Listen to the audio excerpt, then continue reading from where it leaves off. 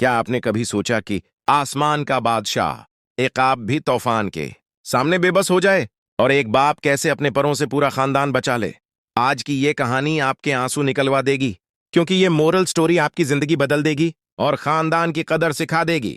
अगर आप भी फैमिली के लिए कुर्बानी देते हैं तो लाइक करो और सब्सक्राइब कर लो। एक बुलंद पहाड़ की चोटी पर एक उकाब का घोंसला था। उसका नाम था शाहीन।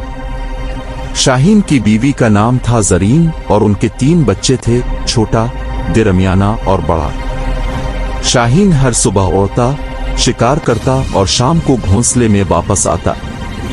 इसकी जिंदगी का उसूल था, खानदान सबसे मुकद्दम है। एक दिन आसमान पर गहरे बादल छा गए। तूफान आया, हवा ने घोंसला हिलाया।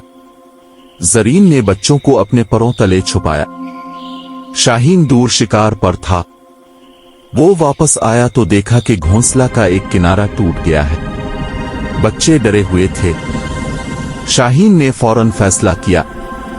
उसने अपने परों से घोंसला को सहारा दिया और जरीन से कहा, तुम बच्चों को लेकर नीचे वादी में छप जाओ, मैं यहां रहकर घोंसला बचाऊंगा। जरीन ने कहा, नहीं, हम सब मिलकर रहेंगे। शाहीन ने बच्चों को समझाया, देखो, खानदान का मतलब है एक दूसरे के लिए कुर्बानी देना। आज मैं तुम्हारे लिए खड़ा हूं, कल तुम मेरे लिए खड़े होगे। रात भर तूफान आया। शाहीन ने घोंसला को अपने जिस्म से ढांपा।